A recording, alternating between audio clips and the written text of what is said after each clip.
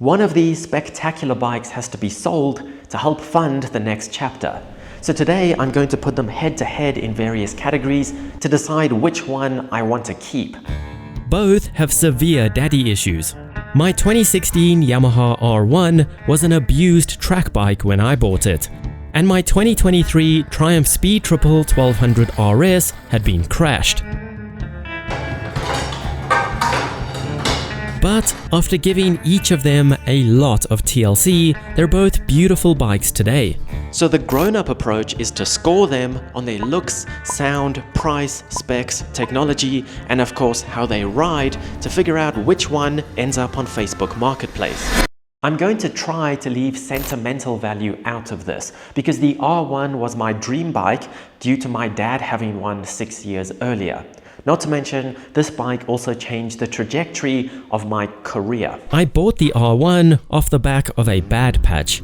I had just had a bad motocross accident and decided to step away from the sport I'd become addicted to. So having an R1 to fixate on made life a lot more fun.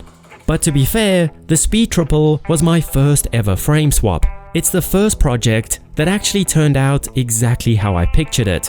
So we'll start this battle on even ground at 0-0. To be honest, these two bikes are really difficult to compare because they're so different. I mean, one is a naked bike, one is a superbike. They're from different countries, they have different engine layouts, and they're even from different decades. That actually makes it easier to choose though, because it basically comes down to which bike suits my current riding better. Looks are obviously subjective, but since I have customized these bikes and ultimately chosen how they look, I think they both look spectacular, and I end up staring at each of them when I come into the workshop or when I'm out riding them. A superbike will always have more sex appeal. They have those flowing lines, that race bike look that is really appealing. And even a decade later, this is still the best tail ever made. The Speed Triple is an acquired taste. I love the obnoxious yellow and bug eyes, but it's not for everyone. It's a bike that grows on you when you spend time with it. I also think it looks naughtier. But in real life, if they were both outside a cafe, I would look at the R1 first. Plus, to get really philosophical, the R1 gets more likes on Instagram. Giving the early lead to the R1. Predictable. 3-cylinder 1200 versus 4-cylinder 1000. Naked bike versus superbike. This is what makes their specs interesting. Even with less displacement, the R1 obviously makes more horsepower at the crank, 20 more to be exact. But predictably, the big naked bike makes more torque, which people unanimously agree is the fun metric, right? This is where your type of riding comes into play. In the R1's defense, it is geared more for acceleration than a stock bike, which makes it more fun on the street as well. But either way, the Speed Triple is far more usable for my general street riding. So it's only fair that the Speed Triple gets a point to even things up. On the same note, let's consider sound. A crossplane basically sounds like a baby MotoGP V4 engine.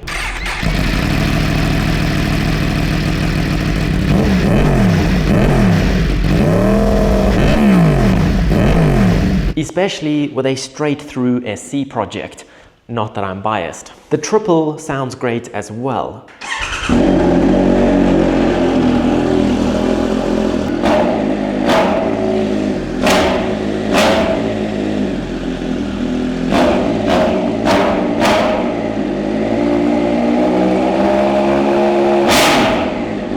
But sadly, someone cheaped out on the exhaust and just did a link pipe with a stock muffler. It is, however, a much more respectable volume and doesn't give me a headache like the R1, but we all know that the crossplane wins.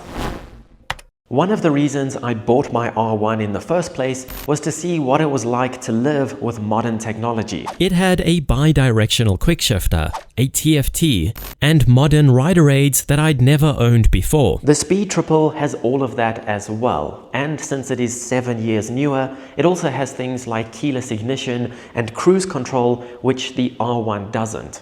When it comes to rider aids, both bikes are more than adequate for my riding and skill level. But the most important thing about tech, in my opinion, is how easy it is to engage with as a rider. And honestly, both these bikes suck at that. The R1 forces you to use this dial to access the menus. That feels like you've broken it when you use it properly to access this menu. Then you get this screen that requires you to write an exam to understand what all of these acronyms mean. But hey, it gets the job done. The Triumph is just as bad, but in a different way. You can basically press this button, this joystick, or even this button to get to the exact same place, which always makes me feel like I'm going crazy. Then you get the privilege of navigating the menus with this joystick that is famous for failing just like a PlayStation controller. But on the upside, this doesn't use acronyms, so you can change settings without having to phone Marc Marquez's crew chief. So reluctantly, the Triumph gets the point. In total, I've spent more on the Speed Triple than the R1. I also think that I could sell the Speed Triple for marginally more. Interestingly though, they cost exactly the same to insure, so I think it's pointless to even consider. The real test is how a bike makes you feel while riding it. I'm embarrassed to admit that I haven't actually been riding my R1 for the last 5 months or so, and it's not the bike's fault. I've been lucky enough to have plenty of other borrowed bikes to ride, or I've ridden the Triumph instead. I feel bad taking the R1 out just to run a quick errand. It's a serious bike and deserves a real ride. The Speed Triple, on the other hand, is up for anything. The R1 is incredibly stable, has mild wind protection, and a somewhat uncomfortable position. It makes you feel like a fighter jet pilot, but it really has to be going fast to get the best out of it. Whereas the Speed Triple is still fun and agile at legal speeds. The torque makes it feel faster than it actually is, and the riding position makes looking over your shoulder in traffic far easier. But with the right rider, it could still keep up with sport bikes no problem. When I got my R1, it was refreshing to be back on a superbike after a few years on naked bikes. And I felt the same when I got the Speed Triple up and running. It was refreshing to be on such a comfortable and well-rounded bike.